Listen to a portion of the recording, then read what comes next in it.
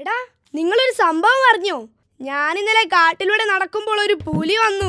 പുലിയെ കണ്ടത് ഞാൻ ഓടി ഒരു മരത്തിൽ കയറി. അപ്പൊ പുലിയും മരത്തിൽ കയറി. അപ്പൊ ഞാൻ രണ്ടാമത്തെ കൊമ്പി കയറി. അപ്പൊ പുലി ഞാൻ വേഗം മൂന്നാമത്തെ കൊമ്പി കയറി. അപ്പൊ പുലി അല്ല അളിയാ, ഞാൻ അറിയാൻ വയ്യാത്തോണ്ട് ചോദിക്കുവാ.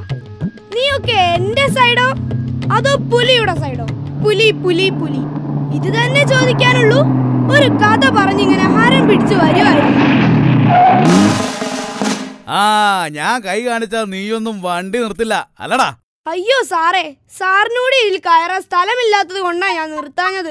എന്തോ സാറിന് കൂടി കേറാൻ അടിച്ച് നിന്നെ കൊണ്ട് ഞാൻ ലജ്ജാവധി പഠിക്കും. സൈക്കിളിൽ ഒരാളി കൂടുതൽ കേറരുതെന്ന് അറിയില്ലടാ. എന്താടാ കവറില്?